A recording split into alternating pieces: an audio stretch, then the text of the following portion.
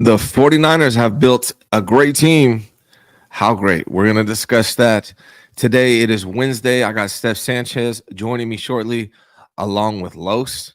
We got a lot to talk about this past Jets game, about the Vikings game coming up, as well as this team and how great they can be. Give us 17 seconds. Back to throw Montana. Steps up, throws. Touchdown! The 49ers have won the Super Bowl. And now your host, Ryan Hensley. Now your host, Ryan Hensley.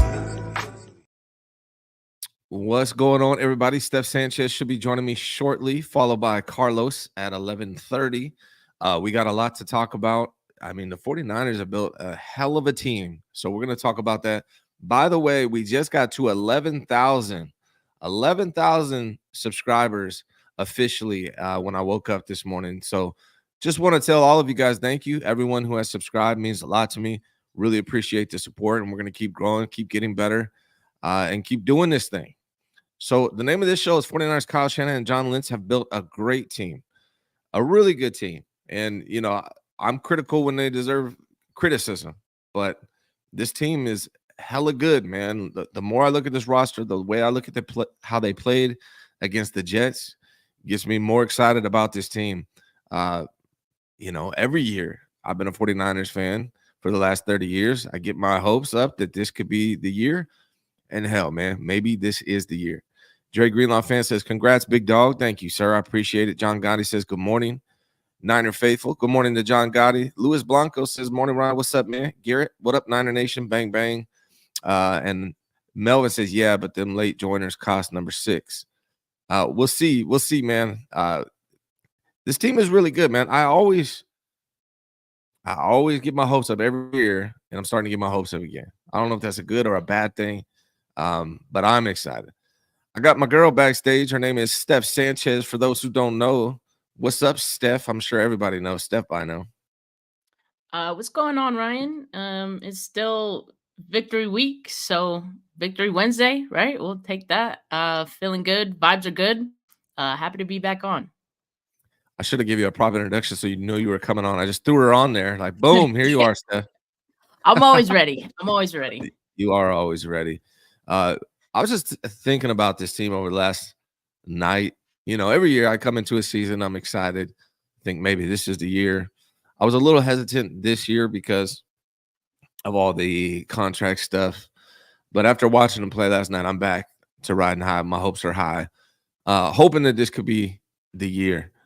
What are your thoughts? Like, I mean, the Kyle Shanahan and John Lynch have built a hell of a team. What are your thoughts on this team? How are you feeling overall? I mean, I think going into this week 1 game, I felt good, but there were definitely some questions that I think a lot of us wanted to have answered. And I think we were going to find out in this week 1 game, which I feel like we did, right? Like, I feel like one of the big questions we had was, what was the run defense going to look like? What was this like new revamped defensive line going to look like? I think the early returns on that look pretty positive. I was pleased with the run defense in this game, especially considering they were going up against Breece Hall, who's one of the best running backs in the league, right? So I thought that was a positive. I also had questions about Nick Sorensen, right? I think Nick Sorensen handled his first test pretty well. And, you know, say what you want about the Jets offense. Aaron Rodgers hadn't played in quite some time. It was pretty clear he was rusty. But you saw in that first one of their first drives, he's looking for Garrett Wilson every single drop back. They converted 3 third downs with him on that drive that they eventually scored on. And, you know, they needed to make an adjustment on that. And I felt like Nick Sorensen quickly made an adjustment and, you know, tried to limit Garrett Wilson's impact on the game, which I think overall they did successfully after that. So I felt like that was a question that was answered for me. And then also Dominic Pooney, like, I wouldn't say like that was a question that I needed answered because I think he already looked great. And I feel like we already knew that.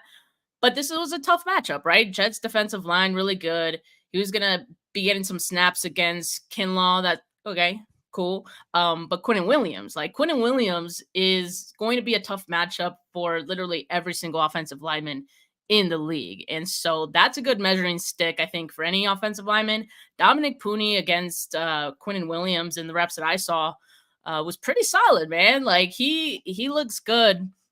And I was also pleased to see that the 49ers ran it to the right quite a bit in this game. So yeah, I felt like the 49ers answered some questions that I had positively. And you're right. I think we're getting reeled back in right now to Yeah. 49ers football. We're getting that confidence back up in this team. It didn't look like they had a Super Bowl hangover at all. No, so let me ask you this. I don't know if you can remember, but after last year, game one, compared to after this year, game one, how are you feeling about the 49? Are you more or less confident? The same? Can you remember? Yeah, I can remember. It's slightly different circumstance, right? Because last year, the biggest question we had going into that one was Brock Purdy. What was Brock Purdy going to look like, right? So now we don't have that question about Brock. We know he was healthy this offseason, and we know he was going to have an extra command of the offense, which I think we saw in this week one game. Just another level of maturity to his game. I think obviously he didn't get any touchdowns in this one, although he probably should have had one had Brandon Ayuk caught that one, right? That was a perfectly placed ball in the end zone. And so I think my confidence, I'll say this, it's a different type of confidence, right? From last season, week one. My confidence in this team is greater in the depth. Think about how many pieces they didn't have in this game. Key pieces. Yeah. No Talanoa Hufanga, no Dre Greenlaw on the defensive side. You don't have Christian McCaffrey. That's a huge loss. No Christian McCaffrey is a huge loss, but you didn't feel it because Jordan Mason looked incredible out there, right? So I'm feeling more confident with this team's depth. And I think that's scary. That has to be scary for opposing teams. It's like, wow, this team is built with the Avengers and all that. But even with some of the Avengers out, it's like you still put up 32 points. And it's obvious like this offense still has room to grow. Like they didn't look like they were wheeling and dealing on all cylinders, right? Like they weren't clicking like that. We know there's still levels to this offense, right? And yeah, being able to put up 32 points on this defense, I think says a lot about this team with all the pieces that they were missing. So it's a different type of confidence. This is a type of confidence that makes me feel like, yeah, like they put them in the Super Bowl. Put them in the Super Bowl right now. Yeah. That's how I feel about it. Yeah. I can't disagree. That's how I feel right now because my expectations were a lot lower coming in this season because of all the off-season drama or whatever you want to call it, and just the Super Bowl hangover. I didn't go to camp. A lot of people are saying the vibes were down at camp. So like my expectations were lower, and then coming out and seeing them play the way they did, knowing that they left a lot on the board and they could have played a lot. Actually, they could have played a lot better. Knowing how many people were out because of injury still, and how many people are coming back, got me riding high because I feel like this team could actually be really freaking good right now. Shout out to Rich Keltz is in the chat. I haven't seen you in a minute, buddy. Good to see you here, bud. Dave Barclay says like and subscribe. I won't be here for it all. Damn it, Dave. I guess you got to pay the bills, man. Yeah, shout out to everybody in the chat. Thank you for all the support. Again, we had 11,000 subscribers this morning. I woke up to 11,000 subscribers. Thank you guys so much for all your support. It means a lot to me. Steph, PFF put out their power rankings after week one. They have the Chiefs number 1, they have the Lions number 2, and the 49ers 3. What are your thoughts on that? I mean, I don't put too much stock in power rankings. It's an opinion piece, and it's one, in my opinion, that's used to generate engagement, generate clicks. I'm fine with it. Like, I also think like the Lions didn't look like, yeah, they came away with the win in that game, but I still feel like they didn't look like we all expected them to, coming off an off season in which everyone was talking about them making improvements and all that. So on the same side, though, I think the 49ers didn't even look like as good as they could have been. Like that we know they could have been. So I'm fine with it. It's after just one of right. I think the picture will become a little bit clearer as the season goes on. And yeah, I'm not one to get too upset about power rankings because they don't mean anything to me. Yeah. By the way, my internet looks a little sketch, Steph. So you might have to take over if this Oh drops out today. But I know you're ready to handle it. yeah, Yeah.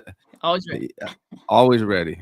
That's your new slogan. We got to put under here. Says Steph Jansen joins the show, host of Steph 49K on YouTube, and then it should say always ready. Make sure you guys are subscribed to Steph if you're not yet. She does a tremendous job. Love Steph Sanchez. Yeah, if I'm power ranking the NFC based on week one, and obviously a lot could change. It's week one, but for me watching it, and I'm not trying to be a homer here. I really see 49ers on top of the NFC. And then to me, it was Lions, Cowboys, Rams. That's probably how I would rank the top four in the NFC. Would you agree with that, or do you have a different take on it? Yeah, I mean, I think the Cowboys looked pretty good in week one going up against a tough like Browns D, right? So Mhm. yeah, I would agree with that. Definitely no notes on that one. I think Packers has been the other team that like people had been mentioning all off season. Like, oh, like there were even pre week one power rankings that had Packers ahead of the Niners. Um, Obviously with Jordan Love, that complicates things a bit. But even they didn't look as good as I think you would have thought, right? Going up against the Eagles. So week one is weird. I'll remind people that week one is weird. But yeah, I think I'm not as afraid as some of those teams after week one. I'll just say that. Not Yeah, that I was afraid. That's not the right word, but you know what I yeah, mean. Like I don't see them as like threats as much right now. yeah. When you look at the schedule, you see the 49ers possibly they should be able to beat every team. They're actually favored to beat every team. Now, Chiefs is a different story because 49ers have not been able to beat the Chiefs under Kyle Shanahan when they have Andy Reid and Patrick Mahomes. So we're favored, according to Vegas, to beat them. But that's one on the schedule where I'm like, haven't done it yet. I want to see it. Obviously, that would make then I'd be riding even higher on this team. One thing I want to talk to you about is claiming Jordan Mason, right? Like it seems like every fan and every content creator is like, I told you, Jordan Mason. I told you, right? I think we all knew Jordan Mason. We could it was evident. We could all see his potential. And he did a tremendous job. Ian Rappaport just put out that Christian McCaffrey feels like a long shot against the Vikings. So the 49ers most likely are going to go into this game with Jordan Mason. How are you feeling about the backup running back situation? And what do you think the 49ers are going to and should do with that? Should they just run Jordan Mason the entire game? I know they mixed it up with Debo, gave him 8 carries. I'm not sure I'm a big fan of that. What do you think they are going to do, and what should they do headed into the Vikings game? I think they're going to continue to get Debo involved just because I think we know like he is a threat. It seemed like the Jets were ready for whatever the Niners were going to do with Debo. It's become a little predictable, especially with CMC out. But the 49ers are going to keep trying their luck on that one, and I don't blame them for that. But they're going to keep going with Jordan Mason, and I think you have to, right? Dude was averaging like, what was it, like 5.5, 4.5 5.3. or 5.5? Yeah. Yeah, 5.3 yards per carry. And so you got to feel really good about that and what he's able to do. He's a different type of runner than CMC. I think we all know that. I think the power that he runs with, he's always keeping his legs moving. He's really, really tough to bring down. That wears on a defense, and it certainly seemed like it wore down the Jets defense as the game continued. Part of the reason for that too was the time of possession.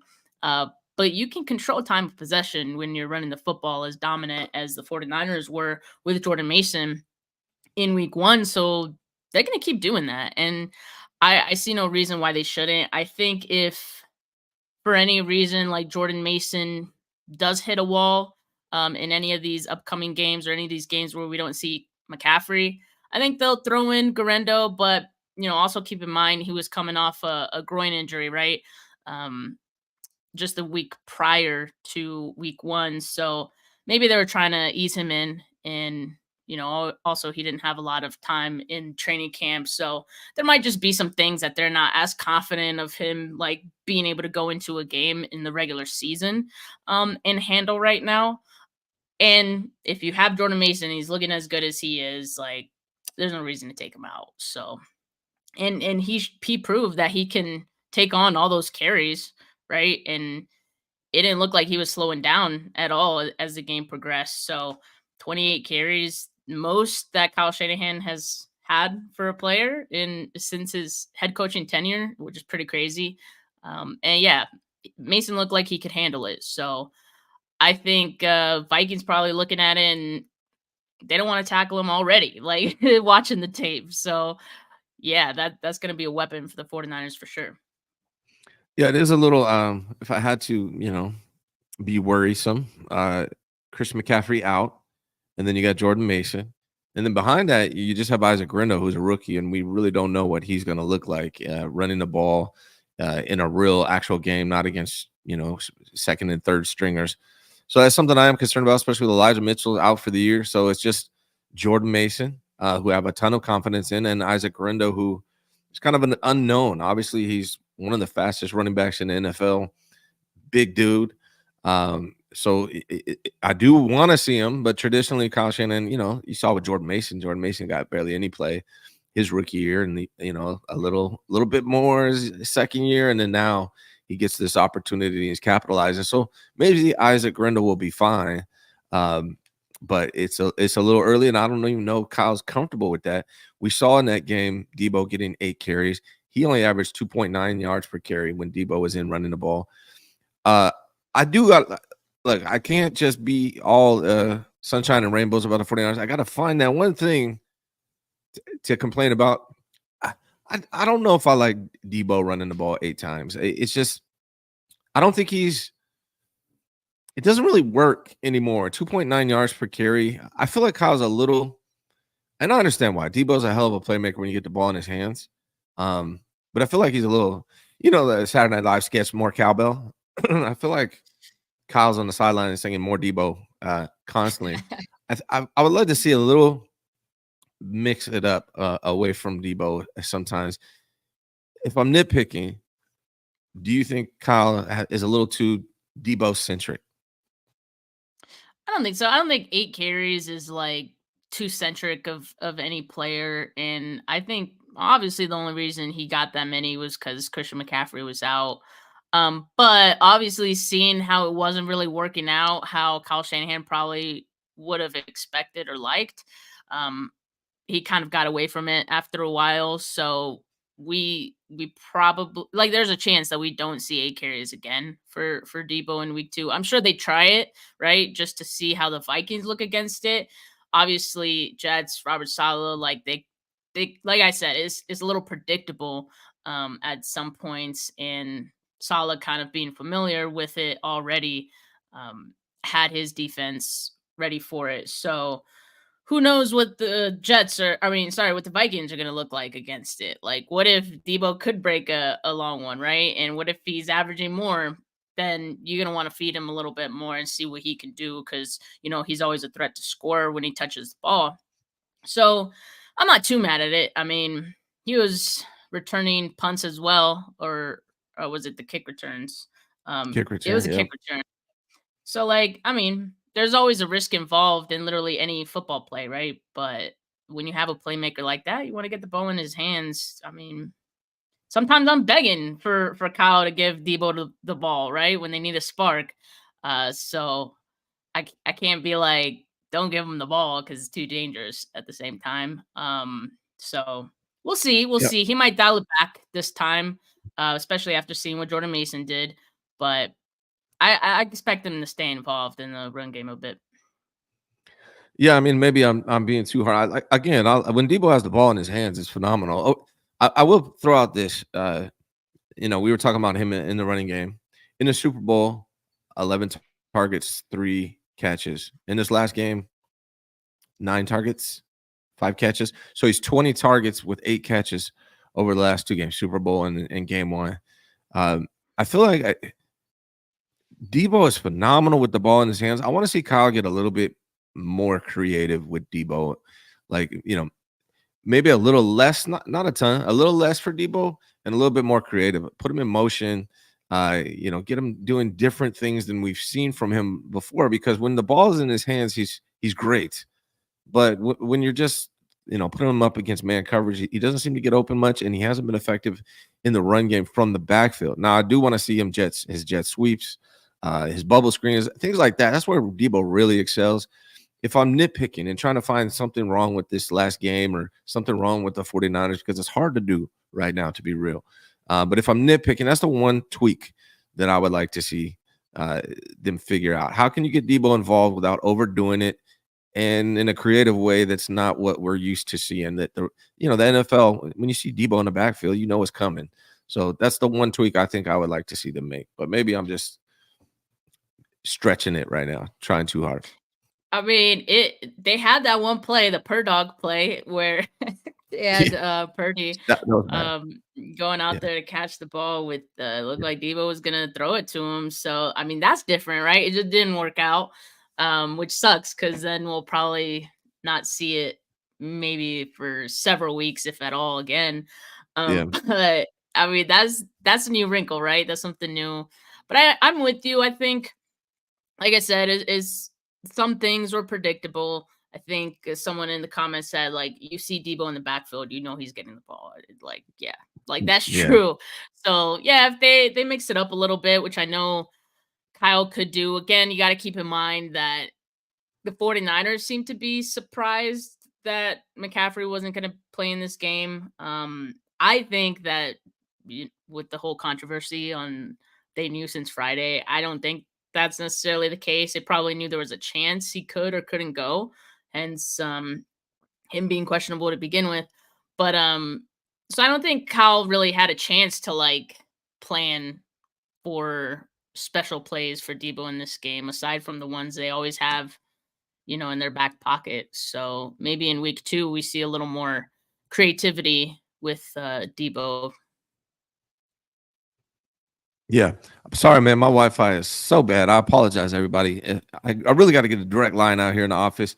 One thing I wanted to pop up, JC Montana said, saw Steph at the Santa Clara Marriott and wanted to ask for a picture, but got shy. Don't be shy, JC. Yeah, don't be shy, dude. Don't be shy. Yeah. I did my post-game show at the Marriott, tucked away a little bit. Just popping always at the Marriott, man. That's where everyone goes to that bar. And it's a good time. But yeah, I did see a few people and never hesitate to say hello. Yeah, every time somebody sees me, they never say hello, and then they DM me later. I just saw you. You should have said hi when you saw me. Yeah. Let me ask you this. You pointed this out on Twitter, so I wanted to talk to you about it. Can you talk about Dominic Pooney and the 49ers being able to run to the right now? Man, Dominic Pooney, like we already mentioned, like he looked really good in this game. And I think the one wrinkle that we saw, and I point out, this is a small sample size, right? It's just week 1. And you got to take into account Trent Williams, his conditioning wasn't at 100%. You see the stat line, you can't tell, but obviously maybe the 49ers wanted to avoid running his way as well. But on the same on that same note, like I do think they showed some trust in Dominic Pooney, because they ran to the right 64% of the time in week 1. And in 2023, they ran the least of any team to the right, 41%. So that already looked like a bit of a difference to me. And I think it shows confidence in Dominic Pooney and what he could do for this team, both as a pass protector and obviously in the run game. So I thought that was a cool wrinkle to see with this team, that maybe they could be a little less one-dimensional, running, mostly to the left. Now you never really know. Yeah. And Johnny says Ryan can't wait till Feliciano's right guard and Pooney's right tackle. I brought this up. I don't think it's going to happen, especially like the season already started, Johnny. Like They're going to leave the rookie where he's at for the year unless they have to move him for some reason. But they don't want to. They don't want to make him learn a new position in the game in the middle of the season while he's doing so good at right guard. And believe it or not, they believe in Colton McKivitz a lot more than fans do. There's a reason why they gave him an extension. And here's the other question I have for you, Steph. Obviously, I still don't think Colton McKivitz is that dude. I don't think the Jets D line was surprisingly pretty bad. When you go back and watch the all 22, not great what they were out there doing. But is it possible that the 49ers O line is actually better than we all thought? Well, we saw how like Trent Williams alone being there, and he's just one guy, can improve the offensive line as much as he does, right? Like one single player. So I don't think it's crazy to say that Dominic Pooney as one single player can improve this offensive line by however much he does, right? Obviously not to the point of Trent Williams, but like he looks really good. I don't think it's crazy to say he's the second best offensive lineman on the team right now. Like, and that's crazy, but I think it's true. And I think in some ways it could make Colton McKivitz's job a little bit easier in that like you have a guy next to you who's going to be able to pick up some of your slack at times. At times, not always, but I think it could help that right side. I agree. I don't think Colton McKivitz, obviously, like I don't see improvements from him. I also think Jake Brendel is like it seems like every season he just like dips a little bit lower. He didn't look great either to me in that week 1 game against Quinn Williams. That's a tough matchup, so I guess we'll see, but not feeling too great about that one either. But yeah, I think Dominic Pooney alone could give this offensive line a boost. So I'm excited for that. Like I think this offensive line could be better than a lot of us were expecting. And that's great for them. Yeah, I mean, watching it back in the beginning, they seemed a little. I saw some Brindell and McKivitz struggling a little bit in the very beginning, and they all seem to settle in. I think this line is built for what the 49ers want to do, which is run the ball and quick passing game. I think when we'll see them struggle is maybe later on in the season when they're from behind and they got the drop back passing game and 7-step drop type stuff. I don't know if they're built for that. At least McKivitz and Brindell, I don't know if they're built for that. But the addition of Pooney definitely helps. And what's great about it, the offensive line is like 5 fingers of the same hand, and having Pooney in the middle between McKivitz and Brindell, like you said, definitely helps out. There's also one guy that we need to talk about. I don't think he's getting enough love. Is Jake Moody, tied for first most field goals made, 6 for 6. That was a concern for a lot of people coming into the season based on hit or miss last season. But to be able to go out there and go 6 for 6, one of them from, I don't know, 50 plus yards, I think. How are you? Does that make you more confident in the season having Jake Moody play the way he did in week 1? Yeah, I mean, definitely it's a confidence booster for him, I think. And I think the team has had trust in him already, but just knowing that you can hit 6 field goals, you can account for 20 points for this team, like that's not nothing, like that's, I don't want to say weapon because that's like kind of funny, but that's obviously something that could benefit the 49ers and have them feel confident in certain situations to just take those points and go for the kick. I want to see what he looks like outside of San Francisco, because I feel like Levi's, for the most part, he's always pretty solid at Levi's. But how is he going to do in other situations where there's a little more pressure on him, where you're outside, you're in a different environment? That's what I want to see as this season progresses. But I mean, I think some things about Moody are overblown. I don't think he did that bad last year. I know everyone compares it to like where he was drafted and all that, and that I understand. But overall, I think he's solid, and he was nails in week 1. So I think that's a good thing for this team. All right, Steph. Let me ask you one question before we get out of here. Do you have pets? I have two. I have two cats. Okay, make sure you protect those pets because word on the street is they're eating They're cats either. and dogs out here. That's the word on the street. Protect those Oh pets, man. Steph. Make sure you guys all subscribe to Steph on Steph49K on YouTube. She does a fantastic job. Most underrated YouTube podcaster in the business. Steph, appreciate you. I look forward to seeing you every Wednesday. Thank you for being here. Thanks, man. Go Niners. All right. Peace. Yeah, go Niners. Give me 17 seconds. I'll be right back with The Los. Ryan G. Hensley Show is powered by the law office of Chris McCurgy. Chris McCurgy and his team have been empowering businesses, guiding families, and taking care of the injured since 2012. In California, for estate planning, business, or personal injury, be smart and contact Chris McCurgy.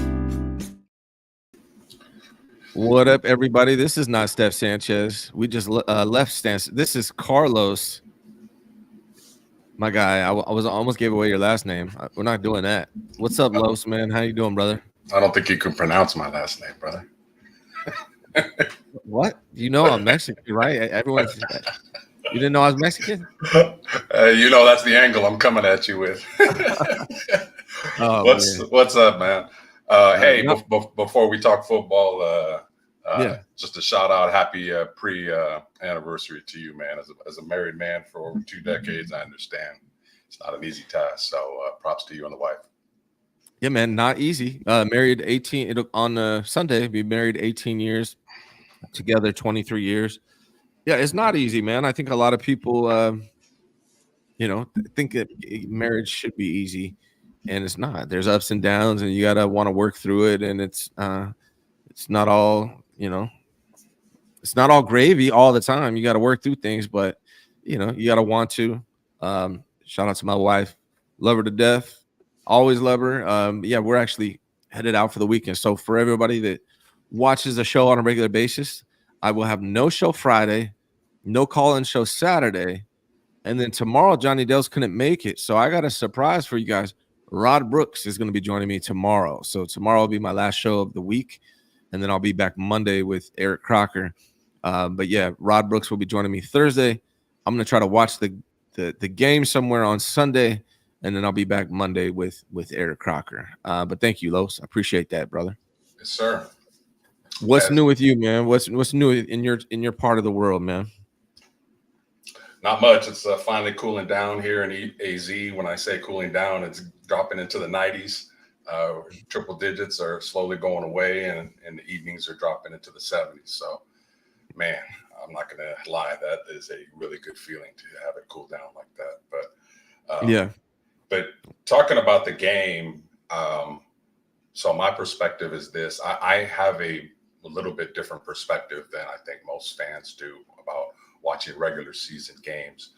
When I watch the Niners, like, I know what their superstar players are going to do. I know what how they're going to play. The Warners, the Bosas, the Purdy's, the Trent Williams, the Debos.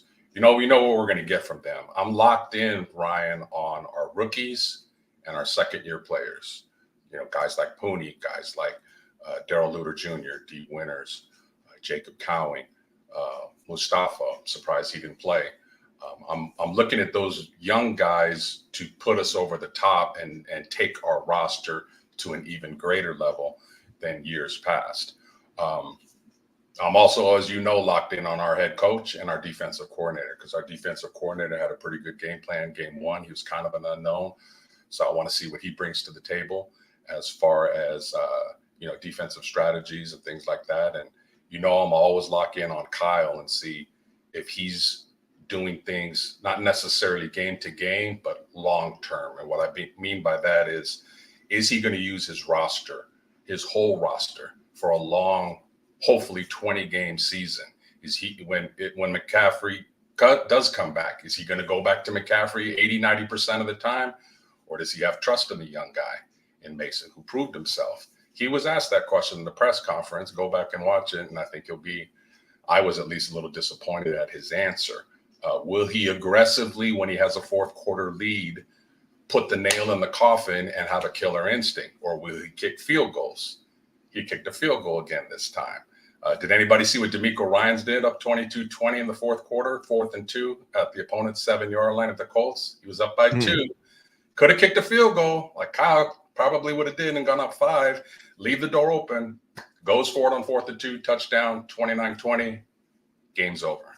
That's what I'm looking for, Kyle. And then the last thing is, will Kyle be able to, when the defense changes up their strategy in the middle of the game, will he be able to go off of script?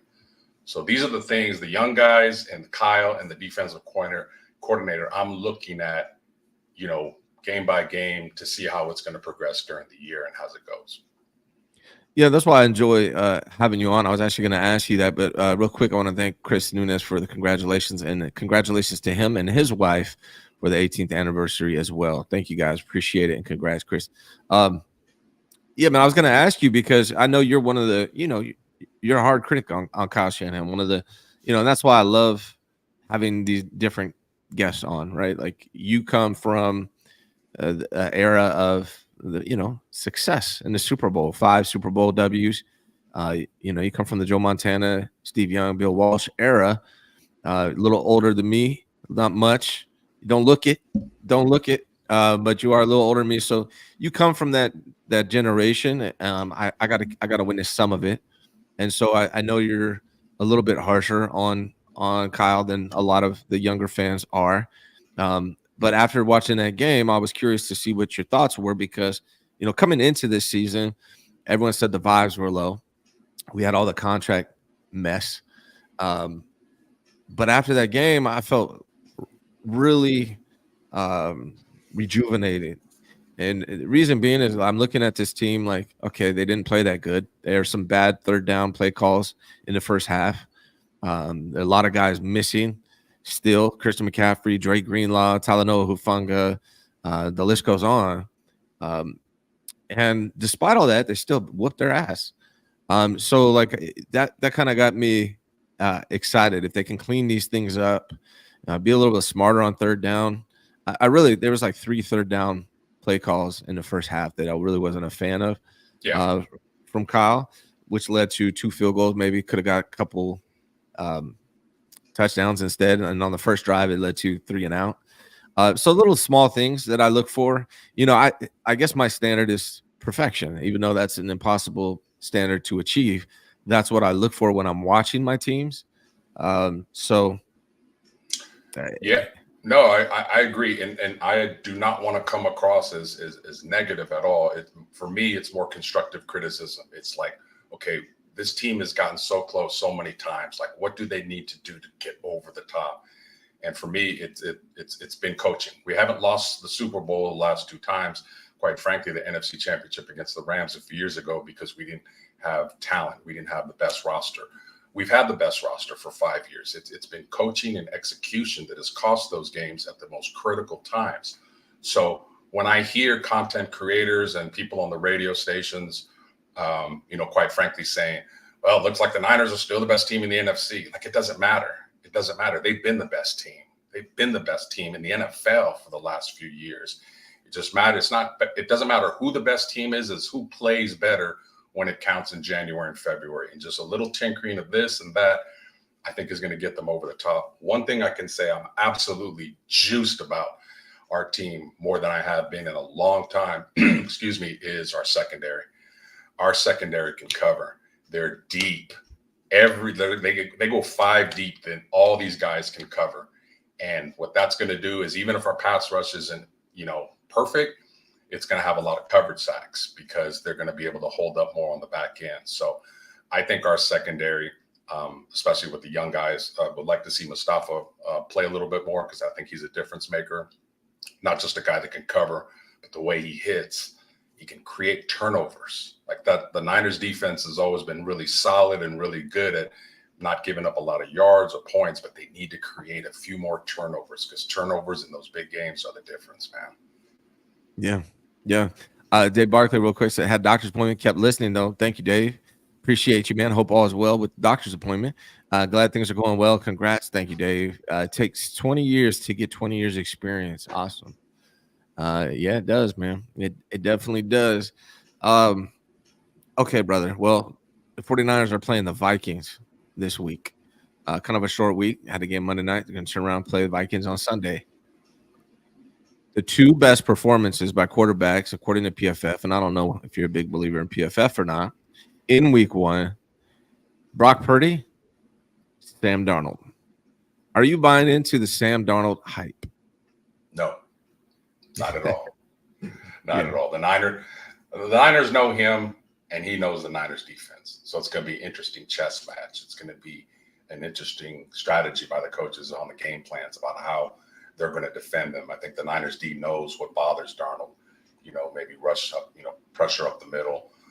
Maybe they call a few more blitzes. So no, I'm not buying that. Darnold needs to do it about another 5 to 6 weeks before I even think that he's a good quarterback. Purdy all in.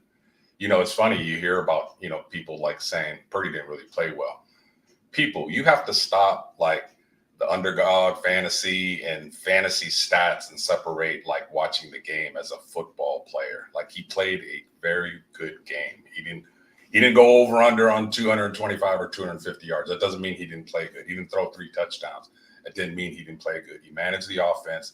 He didn't turn the ball over, and he made plays when he needed to. So I think we're so caught up in fantasy football world that we separate fantasy versus what we actually see on the game itself. Yeah, he was 19 for 29, but there were 3 drops, one by Brandon Ayuk. You could maybe say 2. It was punched out by Sauce, so I don't think that counts as a drop. But you had the ball in your hands, bring it into your body and protect it. So I don't put that one on Brock. George Kittle dropped one in the backfield. So he could have easily been 22 for 29 with a touchdown at Brandon Ayuk. Caught that. It was a good game. I mean, he threw 3 kind of wild balls in a row for whatever reason.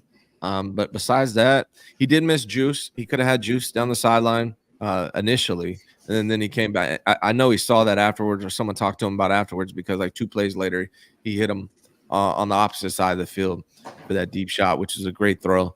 Overall, like I don't expect perfection from my quarterbacks. Right. Like some people are saying, oh, he was perfect. It wasn't perfect, but no quarterbacks are. That shouldn't be the expectation or the standard. But he was really, really good and could have been a lot better had Brandon Ayuk brought that ball in. Real quick, he says he's still Sam, sucks at moving. He's buns. Who we talking about? Sam. Who sucks at moving is what he's saying. But I'm trying to understand who he's talking about. Oh, Darnold. I get it. Sam Darnold sucks at moving. I got you. Yeah. Yeah, good job, Dave. It took me a while, man. It's early in the morning. Yeah, no, Darnold, he started off like 10 for 10, and then he didn't finish that strong and ended up throwing the interception. I think the 49ers are going to have a field day against Sam Darnold. Now, he has a good arm. He's going to make good throws, especially when you got Justin Jefferson as your wide receiver. So I expect him to make some big plays, but I also expect him to turn the ball over. And the 49ers are going to eat up Sam Darnold, I believe, personally. Yeah, and I've said this on my show, and I've said it on your show before, that for me, Purdy taking the next level is going to be in those crucial third downs, running a little bit more. Like they're there, those yards are there almost every time. If you go back and like watch all 22 film, like there are lanes, especially when they are not blitzed, and I'll talk about that in a minute. When guys are rushing 4, there are lanes to be had, and he's not a statue. He's not Jimmy G. He's not Ryan Leaf. He can move. So pick up those first downs, keep the chains moving, and keep the drives going. He does that. I mean, Mahomes doesn't do that in the regular season, but in the playoffs and in the Super Bowl, he does it at the most crucial times, and that's the difference between winning and losing games. So, and please, Brock Purdy, your dad is a baseball player. Can you frickin' learn how to slide right? Head, feet first, man. Stop diving and possibly separating your shoulder. Like, can your dad teach you some lessons on how to slide the proper way? That'd be kind of nice. But yeah, Purdy running a little bit more, I think takes him to another level. Yeah, and again, my Wi-Fi is shoddy. So, Los, if I disappear here, take control, man. It's your show. I want to ask you about this. BA catches the ball in the end zone. Big game talk. I want to ask you about this. And Brandon Ayuk, just so everyone knows, Brandon Ayuk, I think he had 2 drops all last season. So there's this narrative going around that Brandon Ayuk has the dropsies. I think he's just dropped a couple in crucial moments where it's like it just sticks out to people. But Brandon Ayuk has good hands. He's not the kind of guy that drops the ball frequently, but he did drop this one. I think that's the second time he's dropped an amazing pass by Brock Purdy in the back of the end zone, and so people just that sticks out to them. But he's typically pretty sure-handed. What are the expectations? I noticed a lot of people are calling, like, first everyone loved Brandon Ayuk, right? Then they got into these contract negotiations. A lot of people turning on him. He's overrated. He's not worth it. Now that he got his contract, they're calling him the $30 million man, and everyone's coming down on Brandon Ayuk because he dropped that catch in the end zone in week 1. What are fair expectations for Brock Purdy? Do you think this criticism is fair? Excuse me, for Brandon Ayuk, do you think this criticism is fair for him now that he's paid more? Do you think he has higher expectations to live up to, and do you think he will ultimately? Comes with the territory when you get a contract like that, and we saw it with Debo. We saw it with Bosa. When you miss training camp, you miss reps, you miss practice, you miss hitting on the pads, catching balls regularly. You're going to be rusty. Ayuk's going to be rusty for probably a few games. It's going to take him a few. This is his training camp. So I would imagine that by about week 3, week 4, he'll be all right. He's a proven commodity. He's a proven receiver. He's going to be fine. But yes, to answer your question, absolutely. You do it the way he did it, and you could have signed a contract back on August 12th and gotten 2 or 3 weeks of reps and practice in for the same money, and you held out a little bit more, caused drama, which he admitted. Yeah, there's hella pressure on a team that's trying to win a Super Bowl because he put himself before the team. He could have got the same money 3 weeks ago, practiced and been ready for week 1, and he didn't. So all this noise that's going his way, hey, comes with the territory, and he deserves it, but he'll be fine. Yeah, I think he'll bounce back. I mean, it's not, excuse me. Melvin says my guy wasn't rusty. He's a Cowboys fan. What's his name? I can't even think of the guy's name. CeeDee Lamb. CeeDee Lamb. Yeah. CeeDee Lamb. He had a good game, and he sat out all the training camp. That's a good point. Yeah. Everybody's different. Everybody's different, though. Yeah, I mean, you can't really give guys excuses. I mean, yes, it makes sense. There's context. He sat out of training camp. And so, yeah, that is a valid reason to be a little rusty. But when you're making $30 million a year, no excuses are going to be accepted from a large majority of this fan base. So I understand the criticism. Trent Williams sat out even longer and had one of the best performances he's ever had in this last game. So, yeah, I get it. But I also think he's going to be fine. I think with time, he'll be okay. I wanted to get your take on something I asked Steph about. I feel like you might have a different opinion than Steph, just based on I know you're a Kyle Shanahan. What's the proper word? I'm not going to call you a hater. No. What's the word? What's the proper word? What your thoughts on Kyle Shanahan? What you want to see it? I hold him accountable. When he does things that everybody gets mad at the moment, and then they forget about it. I don't forget about it because I see the same mistakes being done over 7 years. So, I'm old school. I discipline my kids. I hold people accountable when they make one mistake is fine, but when you keep making the same mistake over and over, I hold them accountable. I'm not one of those people that says Kyle Shanahan could never win a Super Bowl. No, I don't. That's ignorant. I know he can, but I need him to tinker and change some things in order for him to help the team be able to get where they need to get to. So I just hold them accountable. That's it. Yeah. So yeah, I agree. I also have never said I don't think Kyle Shanahan can win a Super Bowl. I also never said to fire him. You do hear that, and I've never said either of those things. But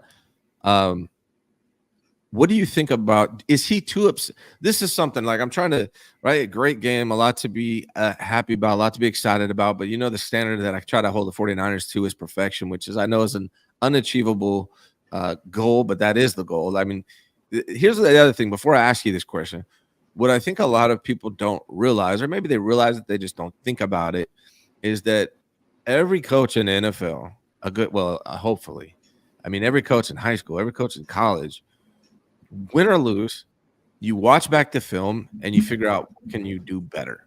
So that's kind of how I approach my analysis of the 49ers. Win or lose, I'm still looking for the things. What can they do better? So I'm not trying to harp on the negatives or anything like that. But the one thing that's been striking me lately is, looking at Debo's performance, 3 catches for 11 targets in the Super Bowl.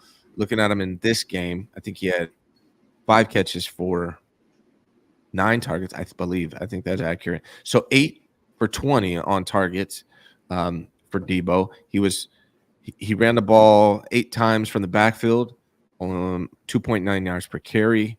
I feel like Kyle is a little too Debo centric. And I talked to Steph about this, but I wanted to get your opinion. It just feels like he's force feeding Debo a little too much when you got George Kittle and you got all these other guys, Brandon Ayuk, Jawan Jennings, Jordan Mason, all this. I mean, a plethora of talent. I feel like what he's doing with Debo is, for one, predictable. We've seen it already, and defenses have seen it already. And for two, it hasn't been very effective, at least since the Super Bowl in this game one. Now, it can make me look completely stupid, come out in this Vikings game and absolutely dominate. But my question is, do you think Kyle's a little bit too Debo-centric? No, I think it's a completely valid observation and point, and not just Debo. I think Kyle gets into like the side stories of the game. Brock Purdy was in the MVP race last year. It was him, Lamar, maybe Mahomes, Dak, and they're going up against a Raven team that is horrible against the run. What was Kyle's game plan? Like, I'm going to try to get Purdy, some stats so he can help his MVP cost. Now that's just speculation on my part. I could be completely wrong there. I'm just looking at it and kind of like putting 2 and 2 together. McCaffrey, he is our offensive player of the year in the NFL. You're trying to get him a record against Jacksonville when the game is out of hand. You keep feeding him and feeding him. He keeps taking hits. Debo, same thing. Like, Debo is great against certain defenses, zone defenses. He's a monster. When teams play press and they blitz, like KC does and like some other teams do, that's not Debo's game. And Kyle's got to understand that. But Kyle sometimes falls in love with certain guys, and it's like it's not flexible. It's like the game plan is directly to this 1 or 2 people, and that's it. And he doesn't adjust. And I think it's a valid point. So no, you're not off on that whatsoever. Sometimes I wonder. And I'm sorry. Let me add to that. Kyle, your job is not to get people paid and get people stats. Your job as the head coach of the 49ers is to win football games and win Super Bowls by any means necessary.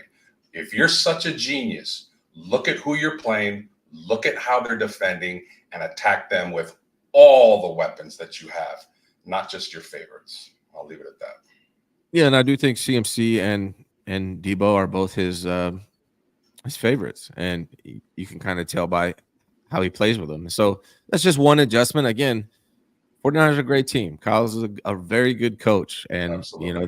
They could, in fact, win the Super Bowl this year. That's just one thing that I've seen as a pattern from Kyle Shanahan that I would like to see him adjust. I still would love to see more George Kittle. I'm surprised that George. I think he got like 5 or 6 targets, caught 4 of them. But like, George Kittle is still, to me, very underutilized in the passing game. I understand he's a great run blocker and pass blocker, and he's fantastic at that stuff. But damn it, he could be so ridiculous. Like, nobody can cover this guy. Like, linebackers are not able to stay with George Kittle. Safeties struggle against George Kittle. I just feel like, hey, like, give 2 of Debo's targets to George Kittle, like just a little less Debo, a little bit more Kittle, things like that. Like, that's what I would love to see to just improve this team further. Kittle is such a mismatch, Ryan, on the passing game. Like, I don't understand why they don't target him more. And I need to go back and watch the whole Jets game. Maybe he was left in a little bit more because he has to protect McKivitz. So he stays in the run block pass protection a little bit more than he should be, because if we had upgraded at right tackle and at center, quite frankly, then you could let Kittle go out and beat a Kelsey and, have 8 to 10 targets a game. But because he's such a good blocker, they take away his primary strengths, which is taking the ball downfield and breaking tackles and making plays. So that's what I would guess why he wasn't incorporated, as he was blocking as well. Mitchell Ness makes a good point too. Jennings has been playing well, man. Jennings, I love Jennings, man. Like his personality is just fantastic. He's just always getting into a fight with the defense, which I love, man. He's physical, tall. Like you gotta love Jawan Jennings, man. I think he is definitely, and he was the leading wide receiver for the 49ers in yards. In yards, he led the 49ers receivers on Monday night. I expect that to change a little bit, as the season goes on, but he is really underrated by a lot of fans outside of the 49ers fandom. I know the players know. The players that go against him know. He's got a reputation for being an absolute dog. So the players know, but I think a lot of people, like fans throughout the NFL that aren't Niner fans, they don't realize how good this dude is.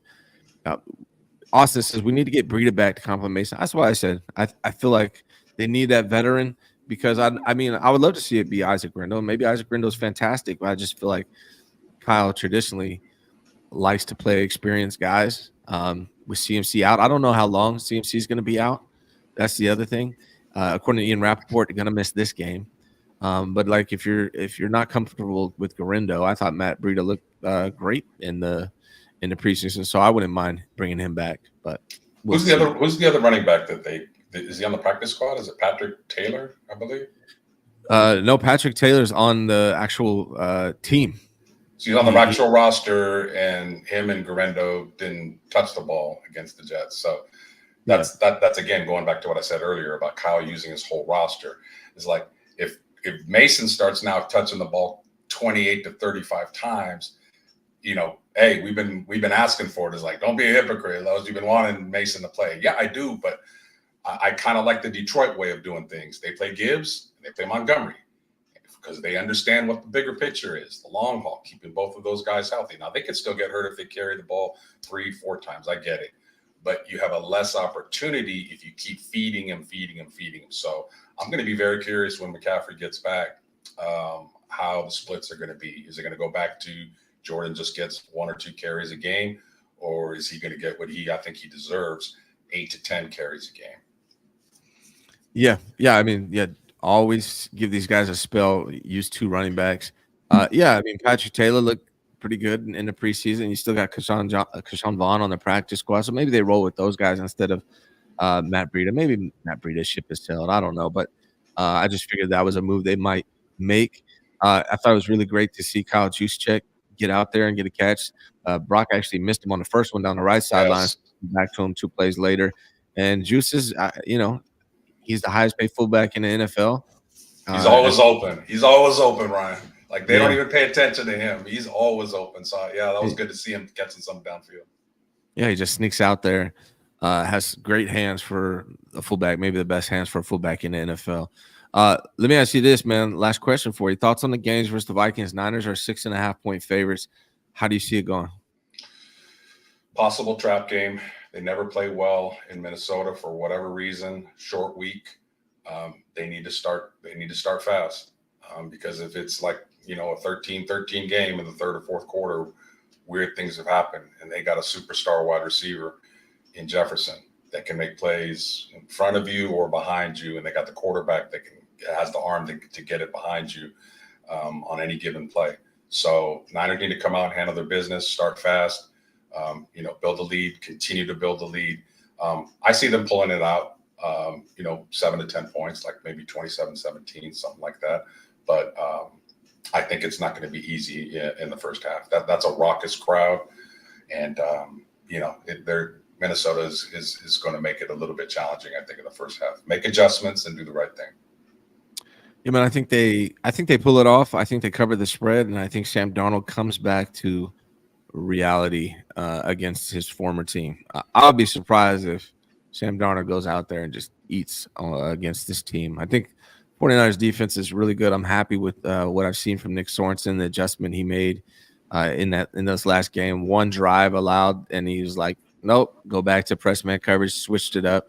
I thought he did a great job. So the addition of Sorensen and Staley as a combination to run this defense, the addition of Malik Collins, Leonard Floyd, those guys, it's been fantastic, man. I feel like I'm really happy with what the 49ers look like right now. I think they are actually better than last year. But again, it's going to come back to execution, staying healthy, getting hot at the right time, and Kyle closing this thing out, finishing. You got to be a finisher, man. That's the good difference between really good and great. That's the difference between great and Hall of Fame. Absolutely. Yeah. And if I know you, you're going to try to bet the over on the Darnold interceptions, but brother, it's not going to be a half. It's probably going to be 1.5. So you're going to need 2 picks to win that bet if you go over. If they have it at a half, I'd be shocked. But I didn't even do any underdog fantasy stuff this week. Tomorrow's my last show I got with Rod Brooks at 9 a.m. So make sure you guys tune in. I don't know if I'll do it tomorrow, but I invested like 150 into underdog. You got to be careful. I almost won $5,000 if Brock Purdy would have threw an interception. He threw one. I was like, this might be it. Like, I mean, the game was already in hand. I'm not rooting against the team. The game was already in hand. Yeah. But damn, can I win my 5,000? Thanks, Brock. I appreciate it. Brock continues to just ruin everything I anticipate in a good way, though. I think Brock's great. Nothing wrong with having our cake and eat it too. Get some money and our team wins. So right. That safety should have caught that. It was right there. Still won $760 though. So follow along with me. I'll probably dive into that stuff more when I get the full week to do it. But again, tomorrow will be my last show of the week, going out of town for my anniversary. Los, what do you guys got going on over there at NorCal Sports Network? I'm working on trying to get a former 49er, old school Eric Wright, came out in the same draft with Ronnie Lott, Carlton Williamson, one of the best corners in the 80s that not too many younger 49er fans know. We have a mutual friend in San Francisco, so trying to set that up to have him come on the show. But other than that, we're progressing from getting rid of Giants baseball, 49ers football. Is my Wi-Fi trash right now? It is. Yes, my Wi-Fi. Am I back? You're good. Yeah, my Wi-Fi is so bad today. I'll get that fixed, guys. I promise. But Mitchell and Ness is right. Here's the one thing I will tell you. Go to Underdog Fantasy. Use promo code Hensley if you're not signed up yet. Take the over on Darnold's interceptions. It is coming. That much I do. What is this? Ryan Darnold's over. Yeah. Come on now. Half an interception? It's coming. Go place your wager on that, man. Did I miss anybody's super chats? Make sure. Oh, Dave Barton says, I'm with Lowe's. Kyle keeps making the same mistakes. Shout out to Dave, man. Thank you for all the super chats today. Sorry I missed you. We're at 11,000 people. We are at 11,000. This time next year, we're going to be over 20,000. Mark it down. Book it. Go place a bet on Underdog Fantasy. Ryan's over 19,500 by this time next year. It's probably not on there, but if it was, you should always take the over on the Ryan G. Hensley show. Los, man, I appreciate you very much, Doc. Always a blast, brother. Yes, sir. You guys hit that like and subscribe button. I'll be back tomorrow with Rod Brooks, 9 a.m. Thank you very much. Thank you so much for watching the Ryan G. Hensley Show. Your support is greatly appreciated. Please visit RyanGHensley.com to learn more about me and all of my businesses. Whether it's real estate, credit repair, solar, whatever it is, you can find out more about me on that website.